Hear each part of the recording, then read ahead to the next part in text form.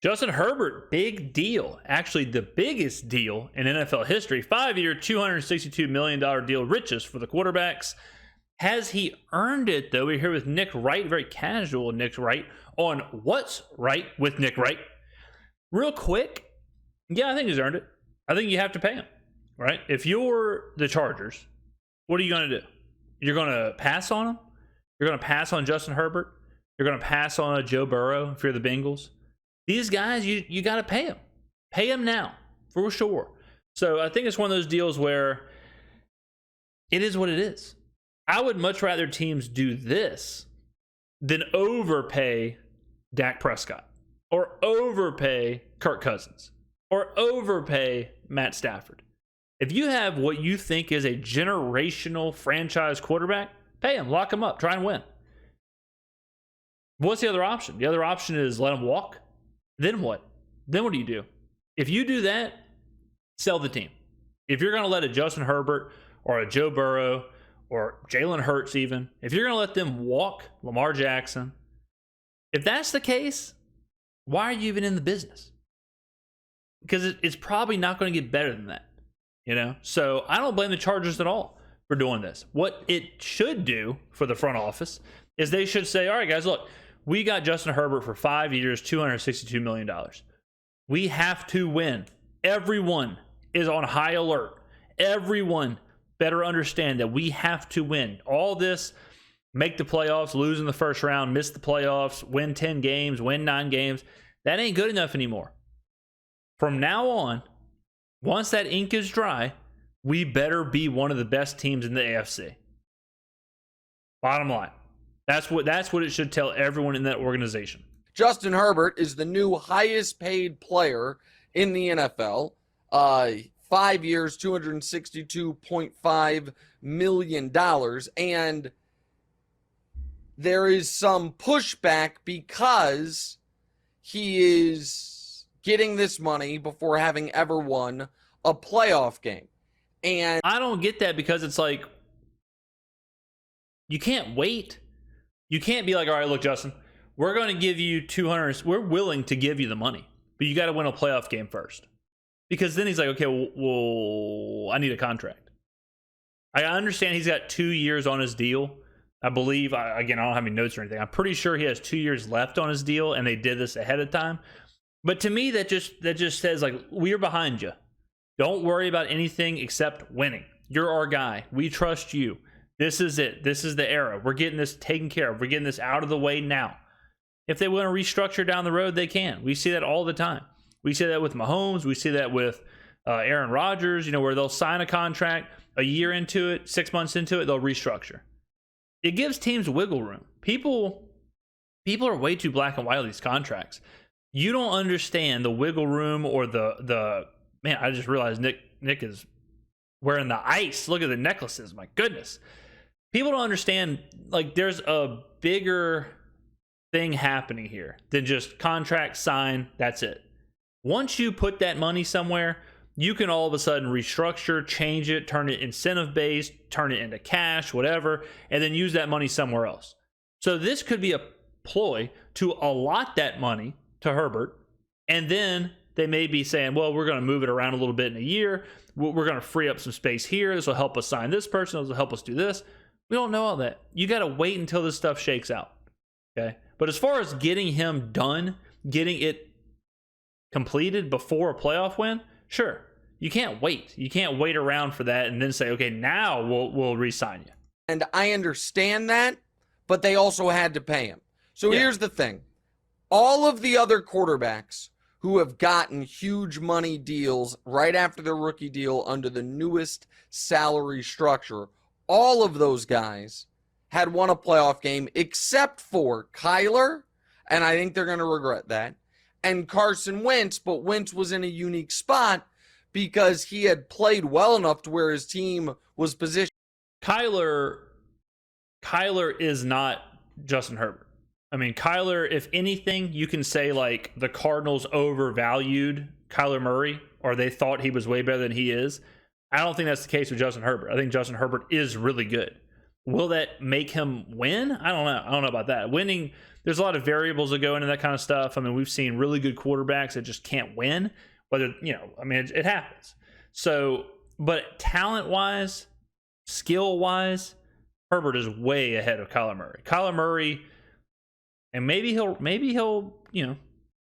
come around.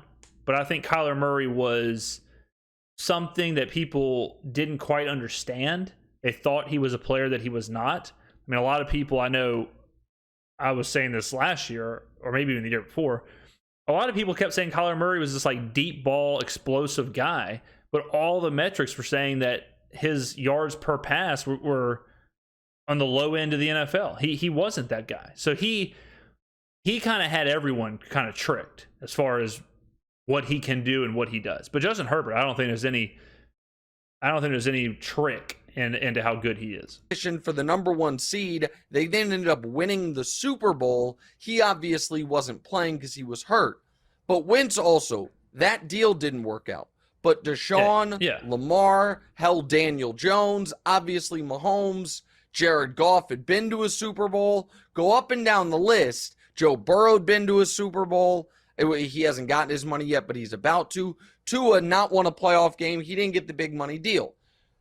Now, Justin Herbert is an objectively excellent player. Yeah, for sure. But there is still the but of we've seen him play in one playoff game and one de facto playoff game, and he wasn't great in either spot. The playoff game, the Jacksonville collapse. When the Chargers had a chance to win the game outright, essentially, to go up by 5 scores at the end of I think people do get in trouble with this when it comes to contracts, when they'll say, like, well, he may not be, like, Joe Burrow has already proven that he's a winner. He's got to a Super Bowl. They're always right there at the end of the season. Justin Herbert hasn't proven that, right? But you can't go based on that kind of stuff because, like I said, not every great quarterback is a winner. Not every great quarterback will go to Super Bowls, will go to conference championships. There is a thing where he can be very good and just never be great. He should still get paid. And now you may say, well, he shouldn't be the highest paid player in the NFL then. Mike Conley was the highest paid player in the NBA not too long ago. Okay. Justin Herbert will be the highest paid player for about 6 months. Lamar Jackson was the highest paid player for 30 days. It happens. Kirk Cousins was the highest paid player. Like it just happens. These contracts come and go. They don't stick around for a long time. You can't worry about who's the highest paid player right now because they won't be the highest paid player in a year. They won't be in 2 years. They won't be in 3 years, right? So you can't worry about that kind of stuff. You can't worry about will we get results. All you can assume when you make these contracts as the front office, you have to say, is he talented enough? Is he as talented as we want our franchise quarterback to be? Yes, okay, lock him up. Okay, sign him. Okay, give him the contract. That's it. And if he has a good career but we don't win the Super Bowl, okay, we gave it a shot. So you can't be heavily results oriented at the beginning because who the hell knows? Like Matt Ryan was a MVP, got to a Super Bowl, and then never got back. Like Cam Newton got to a Super Bowl, didn't win, never got back, won the MVP. It's hard to get back. No doubt about it. Cam Newton and Matt Ryan were great. No doubt about it. They were franchise quarterbacks. As great as they were, as great as their careers were, they got to and lost one Super Bowl. It's hard. It's really hard to do that. Aaron Rodgers, as great as his career is, objectively, no doubt about it, one of the best 10 quarterbacks to ever play the game. Did that culminate into consistent success in the playoffs? No. It culminated in a lot of playoff appearances, culminated in a Lombardi, but it didn't culminate to the same success. Like if you look at it like that, success-wise like that, who had a better career, Eli Manning or Aaron Rodgers? Eli has 2 Super Bowls, but Rodgers was obviously the better quarterback. So you can't be hyper-focused on those results. Joe Flacco and Aaron Rodgers had the same amount of Super Bowl championships. One doesn't deserve money over the other. You know what I'm saying? the And first I'm half double against the clicking like Jags. crazy. He missed a couple big throws. He then wasn't great in the second half, and they blow a 27-point lead. The de facto playoff game was week 18 of the year before. With the Raiders. And that was when... That was a Brandon Staley masterclass. That was when the game, they could have tied. They went to overtime. Staley called some weird timeouts. It looked like the Raiders were going to play for the tie. Then the Raiders played for the win, got the win. That was one of the craziest games in NFL history. It might have been the craziest game in NFL history. They were playing the Raiders in the famous, if there's a tie, they both go to the playoffs. Now, if you watched that game, the last half of the fourth quarter, he played. Herbert was unbelievable. That was one of the best quarterbacking performances. And first of all, just my recall is unbelievable. But he converted like 16 fourth downs that game. He was unreal. He had multiple 1 minute, 2 minute drives. That was maybe his shining moment. And the fact that they lost it is really saying something. Played perfect football. But the time leading up to that, he struggled mightily, which is why they needed him to play great in the latter half of the fourth quarter. Then they end up losing in overtime. This is a deal the Chargers had to do. It's undeniable. But now Justin Herbert, who was so great as a rookie and really sensational in year two. Yeah, he's been and great last his whole career. year took a bit of a step back. You can say it was the injuries on the team. You can say it was the cracked ribs, whatever it was. Took a bit of a step back. It's now not about the cannon of an arm or the raw arm talent or any of that. It is more about the actual, are you going to take the next step? Because in the AFC, you have these. That's a good way of looking at it, right? Like if you look at a quarterback, and we'll just talk about quarterbacks right now. I don't want to talk about running backs, wide receivers, because it's a little different. But a quarterback, the first 4-ish years, the first contract is really the coaching staff or the front office or whoever saying, do you have the physical tools that we're looking for? Once that's checked off, then it does shift into, okay, we agree you're the man. We agree you have the ability to do this. But now we've paid you for that. Like that's what this contract is saying. This contract is saying we think you have the tools to be in that top chunk of quarterbacks. But now you have to give us some results. So he's already been judged on his ability. And now after this contract, he is now judged on the results. So that's how I think people should look at it, not the other way, which is what I was saying was you can't say what has he done now or what has he already done? Like what results has he given us? Because that's not what this contract's about. This contract is about the skills, the tools, all that. Now we shift into, okay, how are you going to define your career? Everyone knows you can throw a deep ball. Everyone knows what you can do on the field. How are you going to define the wins and losses, the Super Bowls, the playoffs? That's where it's now shifting for Justin Herbert. 8 quarterbacks that are all vying for the argument of where am I in the hierarchy? So you have, and I'm not going to list them in order. I'm just going to go off the top of my head by divisions. You have Allen, Rodgers, and Tua in the AFC East. You have Burrow and Lamar, and some people would throw in Deshaun Watson. I wouldn't. But in the AFC North. Are we talking about the tier ranking of the AFC quarterbacks? It's like it's Mahomes, Burrow, and then I think it's like Allen, not in order, but it's like Allen, Lamar, and Herbert are the next batch. They're all about the same. That's how I would have it. I think Mahomes is the best by far. Burrow is behind him, and then there's a separation, and then you have Allen, Herbert, and Jackson as like the next best. But all five, what I was saying, five quarterbacks, all 5 of those quarterbacks are really good. Like those 5 are for sure franchise quarterbacks. Then you would shift into the Tuas and those kind of quarterbacks in the AFC. Rodgers, I guess. Rodgers is kind of weird because he's older, so he's kind of stands on his own, I suppose.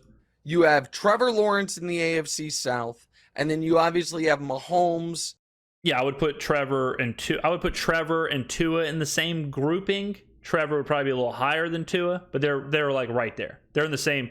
Trevor is not in the same group as Josh Allen, Lamar, and Herbert, but he's, not that far behind, but he is behind. And Herbert in the AFC West, and again, some would throw in Russell Wilson. I won't. That's 8 guys, all of which at various times of their career have looked like great quarterbacks. For Tua, it's the smallest sample, but he was playing so great early last year before the injuries. You're in a weird spot in the AFC right now where you can be a really good quarterback and average in your conference. So they need Herbert. Yeah, they also had to make the deal because they're in the same division as Patrick Mahomes. You can't have a quarterback controversy. You can't have a revolving door of quarterbacks when you're in the same division as Mahomes. You have to have some kind of stability at quarterback if you want a chance at all. Like the Raiders, they can't compete in the division with Jimmy Garoppolo or Jared Stidham or a revolving door. Like, you got to have a quarterback. You have to be able to go toe-to-toe with Mahomes. Otherwise, you don't have a chance. If Herbert was playing in the NFC South, if he was the quarterback for the Falcons, he's far and away the best quarterback in that division. But he's got he's got a bad situation where he's got Patrick Mahomes twice a year.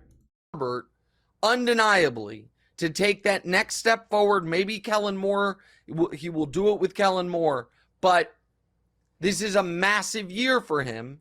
Yeah, because after this year, when this contract really starts to kick in, it gets so much harder for them to build a winner, and you're not going to be able to have Mack and Bosa. They just drafted Quentin Johnston with their number 1 pick, which I loved that pick for them. But you're not going to have Mike Williams and Keenan Allen and him long term. So you probably have as much talent around you as you ever will right now if you're the Chargers. So it's a big spot. And they're now. Yeah, it is a big spot. You got to win. I mean, they are a talented team. They're a very talented roster for a team that hasn't had that much playoff success, or any playoff success, I guess. But he's right. Like, when you pay a quarterback like that, it does get progressively harder. It's going to get, unless you restructure and all that, but we don't know how that's going to play out. Right now, the clock is now on. Like, you know how in chess, when you make a move and you hit the timer and another person makes a move, hits the timer. When they sign that contract, they're hitting the timer. It's now. We got to win now. It's not make this deal and then we got to figure things out. It's, we think we could probably win, lock in the quarterback, boom, we got to try and win in 3 years. I mean, I've talked about a million different times, but most teams that go to the Super Bowl, they either have the MVP or they have a quarterback on a rookie deal. Sometimes they have both.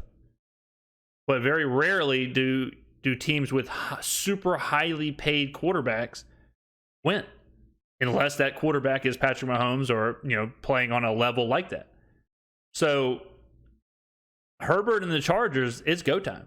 I would say their window now, barring some restructuring and all that stuff that we don't know, I would say they're telling you they expect to have a winner in the next 3 years, or at least real close.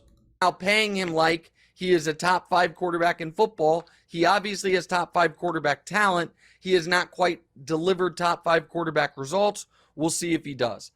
I agree with that too at the end there. I agree that he is a top 5 quarterback.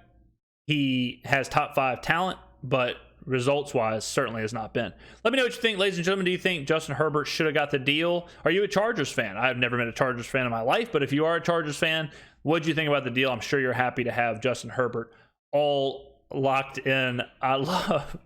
How about this jacket? How about this outfit Nick's wearing? He looks like a backup dancer for a techno group or something. Thank you for watching. I will see you in the next video.